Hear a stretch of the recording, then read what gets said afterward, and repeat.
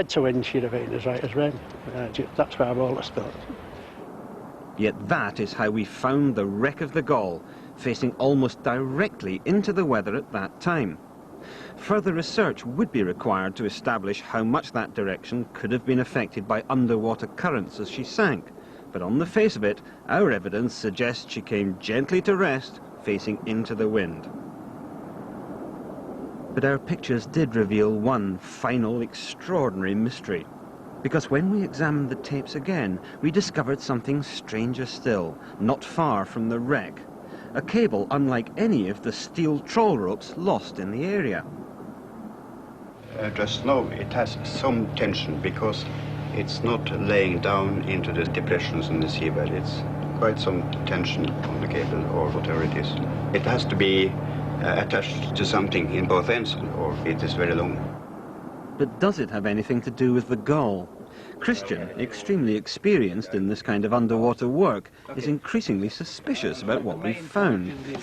I'm thinking that steel rope or cable has no connection with the wreck. That's my opinion. But, it's been laid there afterwards. It might have something with the story or something attached to the wreck, but I can't figure out the direction of it. To me, it doesn't look like a steel rope. Certainly the cable does not look like the trawl ropes scattered elsewhere around the wreck. It's too thick and it lies differently. If you come fast and break something, it isn't just laid on the ground, because there's so much tension. It'll spring and go in different directions. So this is a complete mystery, really. Yeah, in a way it's a mystery, yes. To me, I mean, maybe off the record, but to me it looks like a kind of cable, a communication cable, but I've seen that before. That has been confirmed as a communication cable, but I know nothing about that in this area. These could be communication cables? To me it looks like it, because I couldn't see any sign that this is a steel rope. But we're not aware of any mapped communication cables? No. So it's unlikely to be a known public, commercial line, but it could be perhaps a military line? Yes, perhaps. Yeah. Christian's reluctance to commit himself was understandable. There has never been any report of a military cable in that area, until now. This is the Andøya military air base in Norway, in the early 70s the focus of a major political scandal when peace campaigners revealed that the West had laid a top-secret anti-submarine detection device on the seabed some 30 miles out to sea and linked by cable to the airbase. The system, known as SOSUS, was designed in conjunction with anti-submarine reconnaissance aircraft to monitor the passage of Russian submarines in this strategically vital area. What's never before been revealed is that around 1968, the Americans funded a far more ambitious SOSUS project. Codenamed Poker, it's remained top secret until now. According to information from Norwegian military sources, this cable began at a land station on Sørøya Island and ran for around 120 nautical miles to a position approximately 50 miles to the north of North Cape, almost exactly where we found the wreck of the Gaul. So we tracked the compass bearing of the cable we'd found, and it led directly back towards Sørøya, the very route the SOSUS cable must travel. So did the Gaul simply sink there by a tragic coincidence?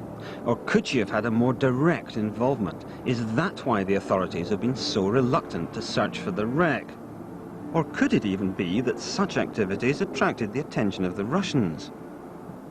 What surprised me really was that trawler was sunk by the Russians for a normal intelligence operation like this.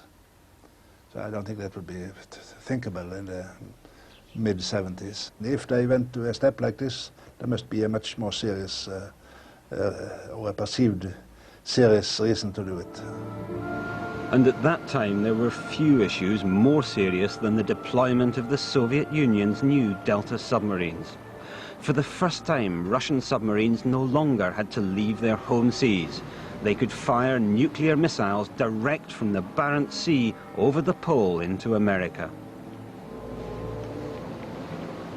So if, just supposing if, the Soviet Union had something to do with the loss of the Gaul, what would you be looking for on the seabed? Well, if you take the place of sinking into consideration, I would suspect it had something to do with submarines, submarine detection, submarine destruction.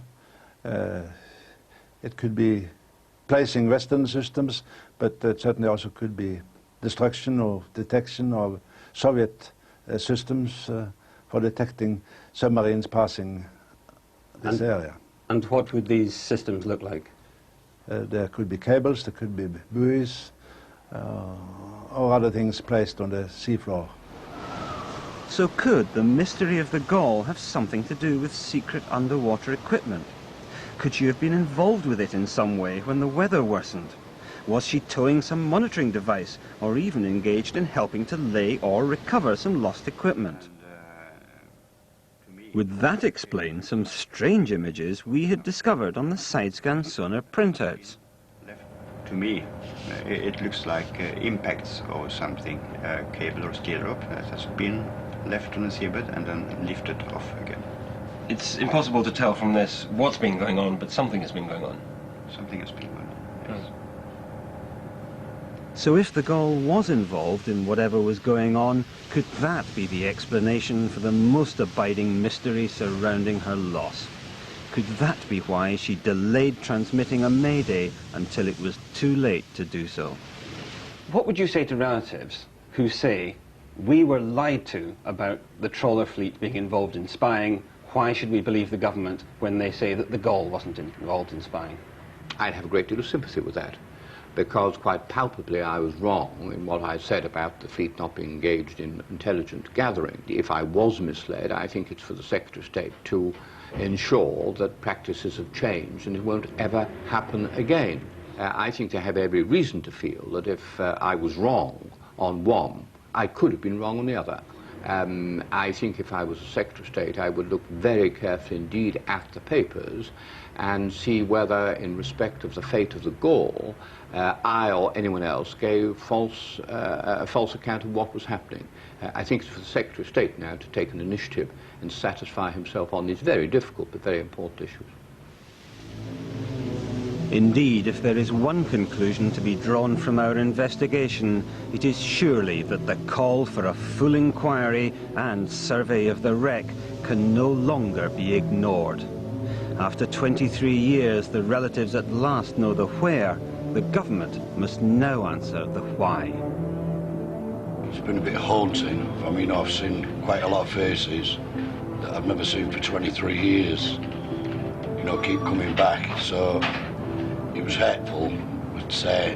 Anyway, at least a couple of more days I'll be able to sleep a lot better now. I know where it is, and I'm glad that a lot of other people will know where it is and finally put it to rest. It's really sad to sort of see it, but yeah, it's good. And it'll put a lot of people's minds at rest. And at least you can sort of say, well, we know where they are, kind of thing now. And just maybe take the memories back with you. That's it, really. Now we know where it is, we've found it. It's sad, but it's good. And I feel that we can take them all back home in our hearts, all of them, 36 of them. And we know, we know where they are. There's something there then, and they can all go back home with us now.